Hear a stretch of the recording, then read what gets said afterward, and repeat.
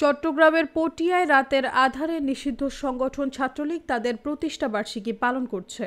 পটিয়া উপজেলা ছাত্রলীগের ব্যানারে সংগঠনটির ৭৭তম বার্ষিকী পালন করা হয় গতকাল শুক্রবার রাতে। উপজেলার কুসুমপুরা ইউনিয়নের অজ্ঞাত একটি বাড়ির ছাদে এই কেক কাটে নেতাকর্মীরা।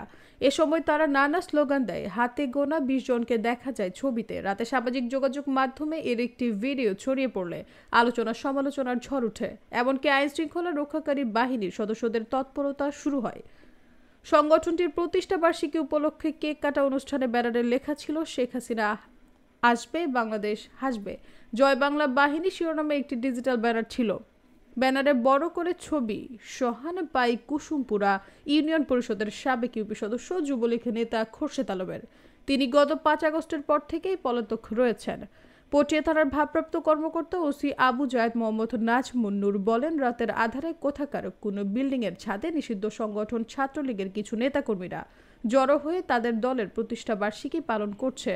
খবর পেয়ে পুলিশের টিম উপজেলার বিভিন্ন শহরে টহল জোরদার করে, তবে কোথাও তাদের কোনো চিহ্ন পাওয়া যায়নি।